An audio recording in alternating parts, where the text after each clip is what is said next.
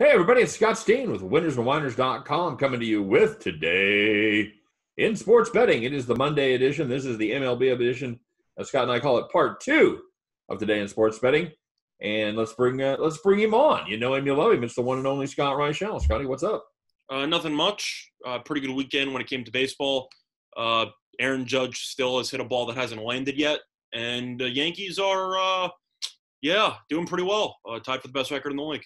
Just the sound of that shot. I was working at my desk, and I had the game on in the background, and I heard that shot. And ESPN really went overboard when it came to amplifying the sound of the bat, because now every ball hit in ESPN sounds like a home run. It didn't sound like that one, brother. No, that ball is destroyed, but ESPN really did something with the acoustics several years ago where every ball now sounds like it's hit at 100 miles an hour off the bat, and I think it's a little bit excessive. That Judge shot was not. That ball was absolutely destroyed. Well, they've got a mic at the plate. I think it's a little bit overboard to me, but I still can't believe they pitched a Judge. Down 2-0 in the count, Torres is 0 for 4. Maybe you probably shouldn't pitch to the guy that homered off you earlier in the game. I'm not complaining, but that was just stupid. I never saw what was the final distance on that? 460, 470, something like that. 468. That's pretty far. Brutal shot. All right, bud. So let's get rock and roll. Let's shake a tail feather here as far as the baseball goes. Starting off with there are no afternoon games today, so this is our first game on the slate. This is 6:40 Eastern time start between the Indians and the Reds. Zach Plesac goes for the Indians against Sonny Gray. Makes me feel fine. Sonny Gray for the Reds. Scott, not much to like about these Reds, except for Sonny Gray and Luis Castillo, actually. But Sonny Gray's put together a couple nice performances here to start the season. I'm going to lay the Reds. Indians reeling just a little bit after their trip to Minneapolis, dropping all three up there.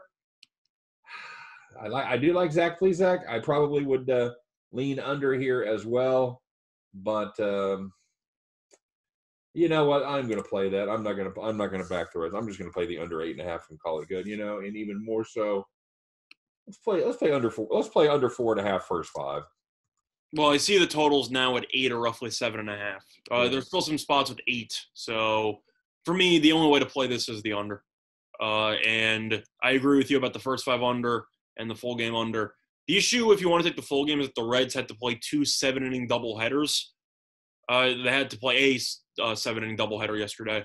So their bullpen might be a little bit tired. I know Bauer went a complete game, but playing 18 innings in one day and then having to play the following day isn't exactly a great spot. But Cleveland can't hit the ball. That's 14 innings, but sorry, force of habit. Yeah, it's you know what I mean. They played a doubleheader. They played double-digit innings. Definitely not a great spot. Thank you for that math. But with Bauer going complete game in the other one, I mean, you really didn't tax your bullpen at all. No, but it's just a matter of having to travel from Detroit to Cincinnati after playing 14 innings and then going back. It's not a great spot. But in reality, Cleveland's offense is broken. You know what?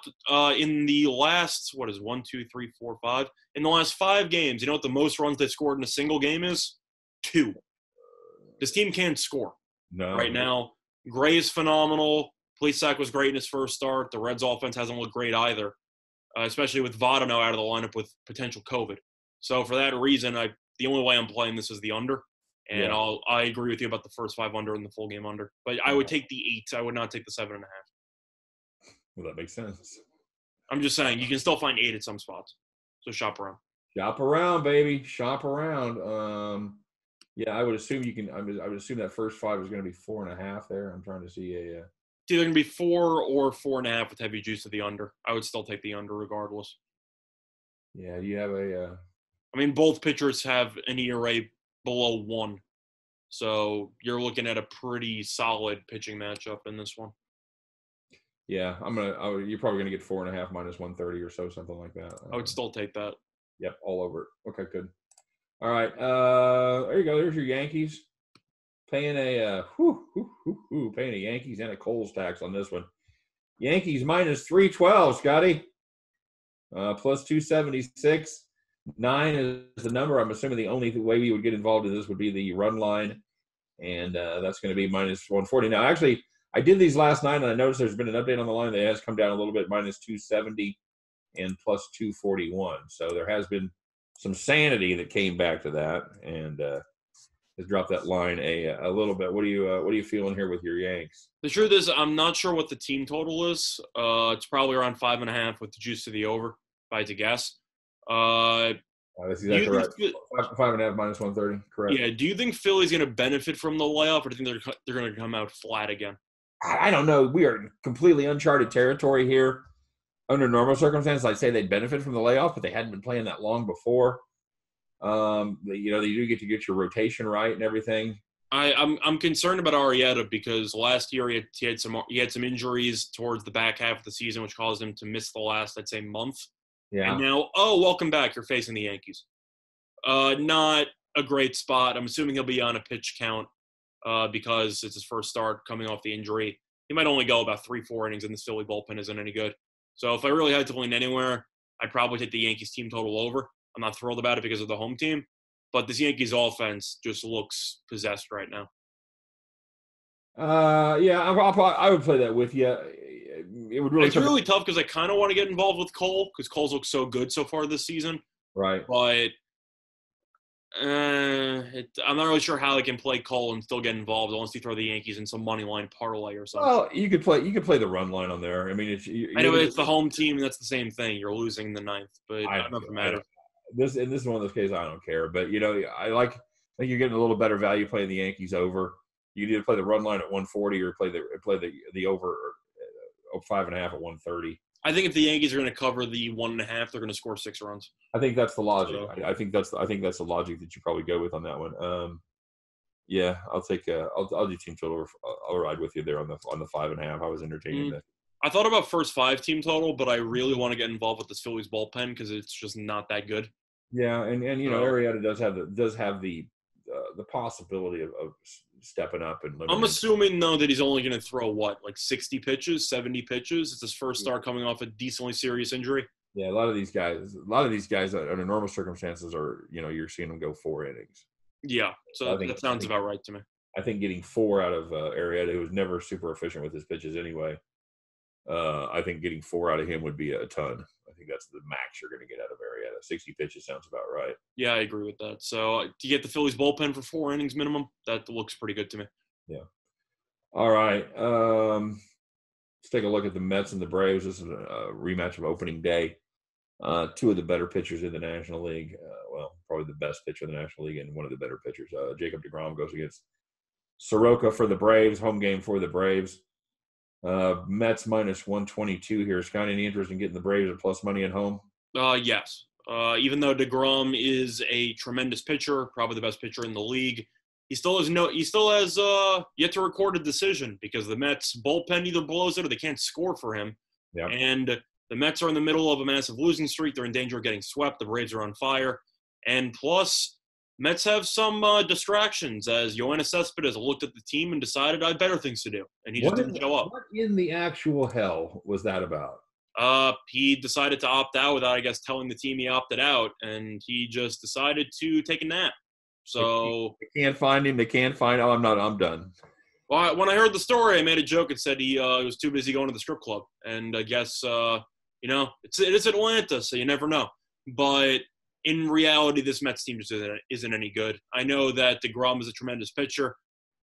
Anytime the bullpen comes in, get your popcorn ready. And I think that if the Mets are even up 1-0, 2-0 going into the 7th or the 8th, are you thrilled with that 2-run lead, even though the Mets bullpen's coming in? Because I'm not. So for that reason, Braves at plus money. Okay, I'm okay with that. That's like I've seen worse deals in my life. Yeah, all right. If the Mets actually scored runs for deGrom, I would obviously take the Mets, but they can't score when deGrom pitches, and their bullpen is atrocious. So I don't know how I'm supposed to back the team as a favorite that's lost 5 straight. I know, and they've lost 3 straight to this very team. So, yep. And that's not even counting the fact that Soroka held the pitcher, probably. Right. deGrom's better, but Soroka's still very solid. Yeah, certainly top 10 in the National League, maybe even top 5. So, yeah, I'm a big fan of Soroka. I'm assuming we agree that the value's on the Braves here. I'm going to play first 5 under 4. That's fair. I was thinking that too. Maybe you can take the first 5 Mets money line if you really wanted to go with that and ignore the bullpen. Yeah. I actually wrote an article about this game for Winners and Whiners, so if you can check that out if you want to. I took the Braves for value. I want nothing to do with this Mets team right now.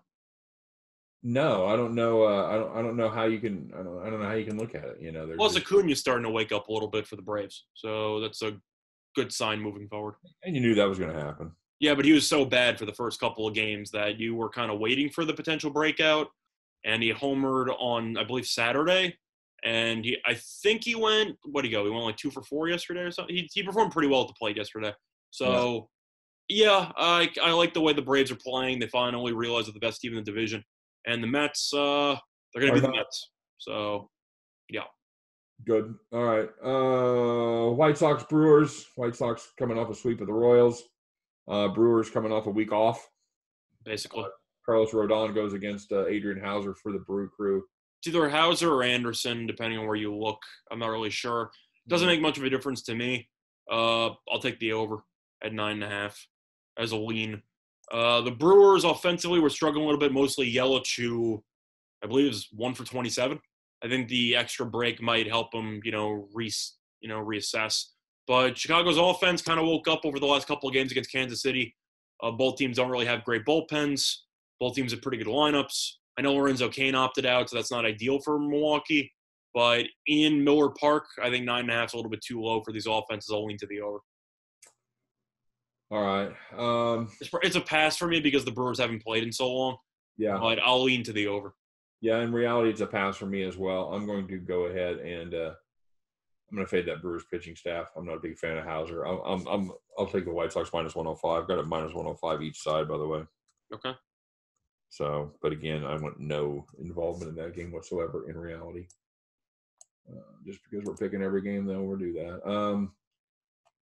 How about the Pirates and the Twins? I'm taking the Twins team total over. I know Holland was really good against the Milwaukee in his first start. He had an ERA of north of 7 last year. Well, Minnesota's just so good.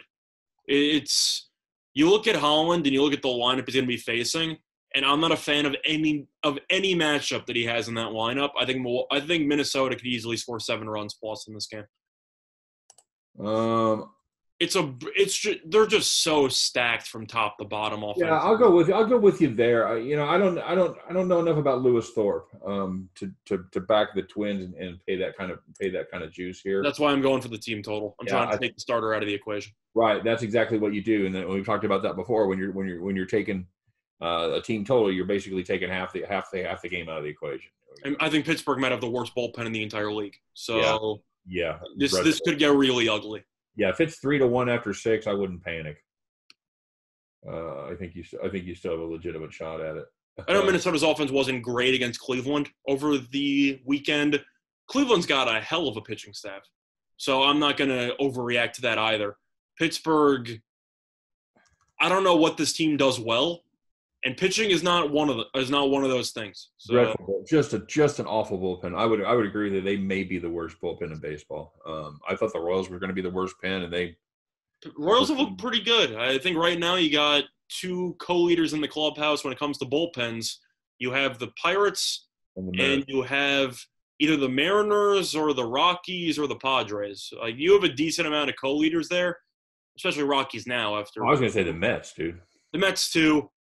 Mets are in a separate category. Mets kind of deserve their own spot on the shelf. Okay, I didn't know we were like there was separate categories. No, the Mets got their jersey retired for bad bullpen. Okay. All right, good enough. So you and I both on the Minnesota team total over there. I don't know how I'm not. I know Holland was good in his first start, but Milwaukee's offense actually just been atrocious. So people might be overreacting to that first start. Oh, Holland's trash. Yeah, he's not good. Well, he's been trash. What's his fastball at now? Like 89? Been trash for 5 years. His fastball's at like 89. He's facing the Twins. Yeah, I think Sano might hit one maybe 500 feet. You know the thing Derek Holland does the best? He does the best Harry Carey impression. He does the best. He actually does Will Ferrell doing Harry Carey. It's very good. Is that a double impression, or I don't even know what to call that? But yeah, it's a solid impression. It's very good. That's his fallback career when his pitching doesn't work out in the end. He's a funny kid.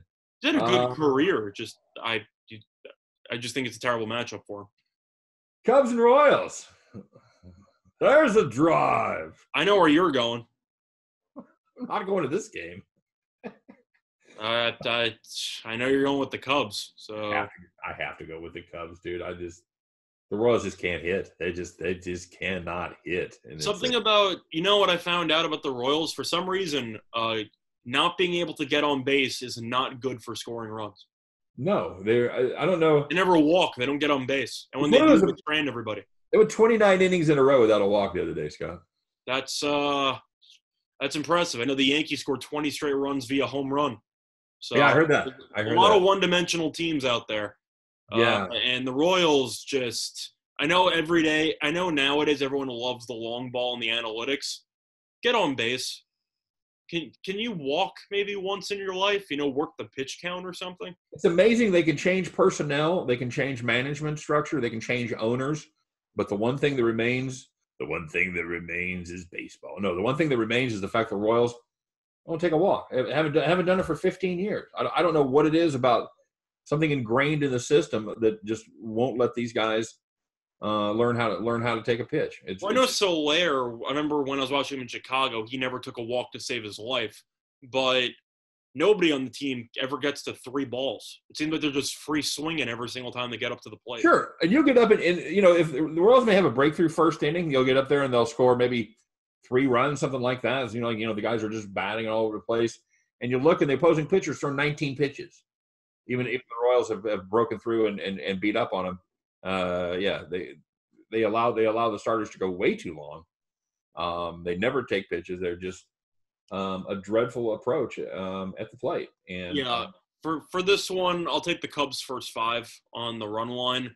I would take full game, but in reality, I hate this Cubs bullpen with a passion, and I want nothing to do with Craig Kimbrell ever in my life. So for that reason, I'll take the Cubs' first 5 run line because I'm not a Duffy guy.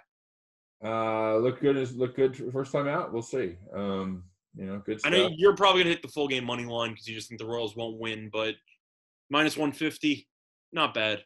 But I really don't want this Cubs bullpen at all. I don't care. You know what? I'm gonna violate the Cardinal rule. I'm gonna take the Cubs full game run line. I think they're gonna have enough. You know what the price is on that? Probably plus 136, my friend. That's pretty good. It's good value. It's on sale. I can't pass it up. That's fair. I'm just gonna fade this team till further notice. I'm assuming the first 5 run line will probably be somewhere around minus 105. Yeah, I would think so. Maybe even plus. Yeah, you might get it even money. Yeah, I'm fine with that. I know Duffy's decent, but I can't touch this Cubs bullpen. Yeah, well, so then I'm that way with the Royals bullpen. That's the point. It's a double win for me if I take first 5 because I get to ignore the Royals' underrated bullpen and I get to ignore the Cubs' terrible bullpen. Who's Alec Mills? What I don't know anything. You know anything about him? Yeah, he kind of came into the fold last year and he actually performed pretty well. I know he had a good start against the Reds his first time out. Not bad. His stuff isn't really overpowering, but he picks his spots and he's not bad. Plus, the Royals are going to let him go 7 innings, so I know he's going to get through 5. I don't have to worry about the bullpen. So fair enough. Okay. Hey, let's talk about the division that's actually become kind of competitive. A little bit fun to watch out there as the Dodgers haven't run away with it yet, Scott. It's the Giants and the surprising Rockies. What do you the first place Rockies? What do you think about that? It's really tough for me because this total's at 13. And I have no real interest in that. I would have leaned over had Wade Davis not gotten placed on IL, but now he's injured, and Oberg's injured. So the Rockies already lost their 2 main relievers in less than a week. Their bullpen wasn't good to begin with, so I'm assuming – I don't even know if it's going to get worse or better without Wade Davis. I really have no idea. But if I had to lean anywhere, I'm probably leaning to the Giants because I know Cueto struggled, but Chichi Gonzalez hasn't pitched yet this season. And the Giants offensively have actually looked decent. So I'm going to lean to the Giants here. I think that the Rockies might be the better team, but with the questionable bullpen and anything being able to happen at Coors Field, I kind of trust Cueto more than Chichi Gonzalez, as crazy as that sounds. I'll lean to the Giants. Cueto actually looked good to start, and He kind of fades towards the later innings, but he'll usually go 2-3 strong before things blow up the second time around in the order. yeah, agreed. The Giants coming off taking 2 or 3 from the Rangers. Actually, they had their bats woken up as they put 21 runs on the board in 3 games. Yeah, Yastrzemski's on fire. Yeah, he really is. Can't stop. Break the kid up. Let me see what's the new price here. I know money has come in on the Giants. I've seen that the Rockies were originally like minus 150. They're down to like minus 130. I had this listed at 138, 128 last night, and it's actually gone down to 30, 20. So 120 with the Giants seems like a pretty good deal for me. I'll lean there. Very good. You have any thoughts on that matchup? Lean towards the Giants as well. Not a ton, but yeah, I'll take the plus money there with the team that can't relieve. That's fine with me. Staying in the West, Scott, Bueller, going against Chris Paddock. Dodgers minus 130, Padres plus 120. That was last night's price. Let's see if that's changed. A little bit of money coming on the Dodgers, 133, 123. Scott, I think that's a good price on the Dodgers. San Diego not playing good ball right now. I'm going to take the Dodgers minus the 132 there. The only thing that I'm wondering is if Betts is going to play or not, because I know he injured his hand yesterday. So potentially if he does not play, you might see some late money coming in on San Diego for an overreaction on Betts' absence.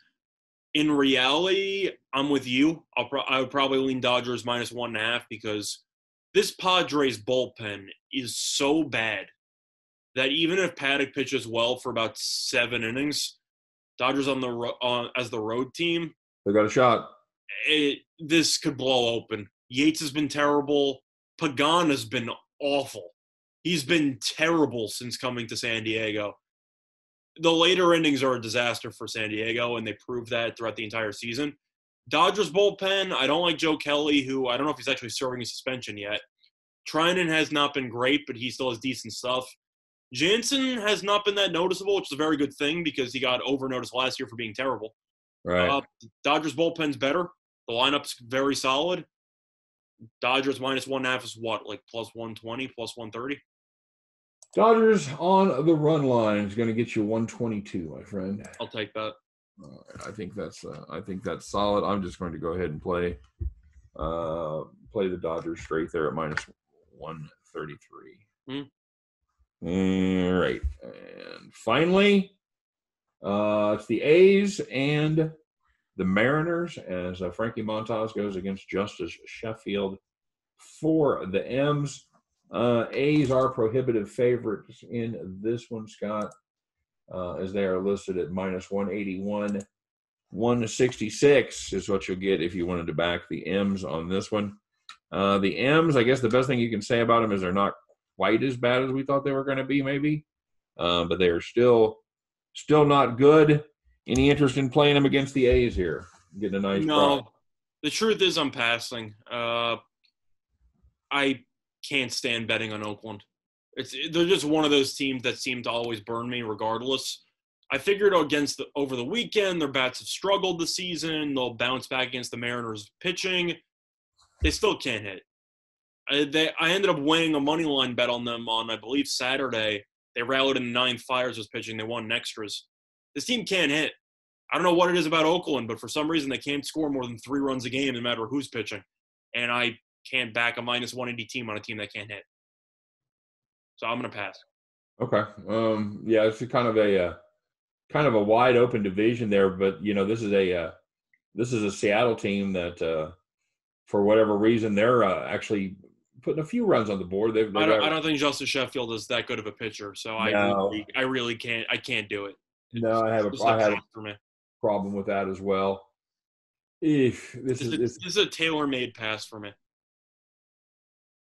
Because I would lean to Oakland's team total over, but this team can't score at all. So I have no interest in this game. No, and it's gone to 8.5. That's still not enough. Nothing there for me either. I know you're supposed to give leans on every game. I literally have no leans for this game at all. I'll take the value and take the Mariners. I'll just load it up. Do you prefer the Mariners' first 5 because their bullpen's terrible, or would you rather have the full game? I'll take the price. I'll take the full game at plus 166. Easy pass for me. Okay. All right. Yeah, and I get that. I certainly understand that. So, all right. Very good. And that pretty much finishes up the board.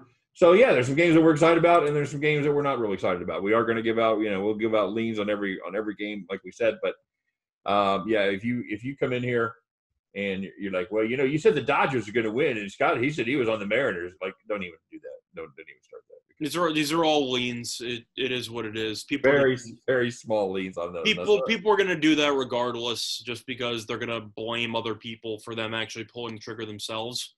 These are leans. Just keep that in mind. We're not betting all these games. What's your favorite picks on the board, Scott? So people say, well, I know what you don't like. Tell me what you do like. What do you like? First 5 under in the Reds game. I'm a fan of at 4.5. Other than that, Minnesota team total over. Yeah. And if I had to pick a third one, it's tough. It's either the Dodgers money line or it's the Yankees team total over. I'm probably going to go with the Yankees team total over just because of how the offense has been playing lately. Yep, I'm going to go with Yankees team total over. I'm going to go with the first 5 on the Braves under 4. Okay. And I'm going to go with the Twins team total over 5.5 too. Okay, so you're not touching the Reds first 5 under. Because I know you like that a lot to start the show. Yeah. Yeah, I do. I do like that. You can do more than 3. Okay. Yeah, I'm gonna add that one. You know what? I'm gonna take. Yeah, I'm just gonna add that one. Yeah, I like all 4 of those. Yeah, I thought about Dodgers money line, but in reality, until I know if Betts is playing or not, that line will drop. So I'm not interested. Yeah, so my 3 will be the Reds first 5 under for both teams, not just the team total. The Yankees team total over and the Twins team total over. Okay. Yeah, and I'll. Yeah, very good. I'll take the. Mets Braves first 5 under 4. Take the Minnesota team total over 5.5. And what else did we say? Did you say the Reds? No, I didn't say that. I say the Reds. The Reds and the Mets. There you go. Okay. Cool. And the Yanks. The Yankees team total over 5.5. There's my 4th one. Okay, cool. All right, good enough. There's a show, Scott. Yep, works for me. Nice conclusion. All right, so we'll be back tomorrow with doing baseball in the NBA. Our UFC day is going to be Thursday, and then we can do it whenever we want, honestly, because now it's not attached to actually filling a schedule. True. So we can really figure it out, especially after. I mean, this weekend's card was a disaster. What, you had 4 fights that got canceled?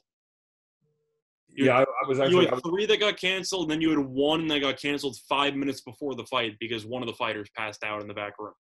I saw none of that. I was actually out with the family. I literally came back on for the penultimate fight. Well, nobody saw it. They switched over for everything was on ESPN Plus. Right. They switched over to the main event, and they're talking about this fight between Holland and Giles for about 20 minutes because that's the first fight on the main card. And then the next thing you know, fight's been canceled. Giles passed out in the back room. I'm like, what just happened? Okay, I guess. So, yeah, you had 3 fights that got canceled in the middle of the week. Might be better off holding off till potentially Friday for the weigh-ins because some people might just not make it. Unbelievable. This is weird times we're living in, Scott. Really. I had 6 plays on the UFC card this weekend, and 2 of them made it to the window. Nice. 4 plays got canceled. So, Crazy. Yeah. Crazy. Mm-hmm. All right, buddy. Well, thanks very much, man. It's kicking off another week. I like the new format. I think we're having some fun here, making some picks and holding our feet to the fire. So, as always, we want to hear what you guys are playing. Let us know. Drop us a note in the comment section. Let us know what you're playing. What are you on today? What are you off? What do you think of our picks? Are we crazy? Are we nuts? Let us know because we're not. That's a good. Okay. Fair enough. Yeah, I've been called worse. Fair enough. Yeah, absolutely.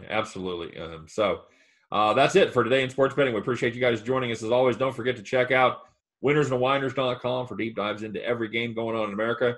And Scott and I are committed to doing videos for each and every game that they're doing an article on. So check those out as well as we do our Cappers Corners picks for every game on the board. That's right, every game on the board. So enjoy that. And for myself, for Scott Reichel, appreciate you guys all stopping by. We couldn't do it without you, of course. Don't forget to like and subscribe to the YouTube channel. Don't forget to give our video the thumbs up, all that regular stuff. And we'd love to hear from you as always. So you guys take care. Have a great day. Everybody stay safe. And, we'll be looking forward to firing it up again tomorrow on Today in Sports Betting. Take care.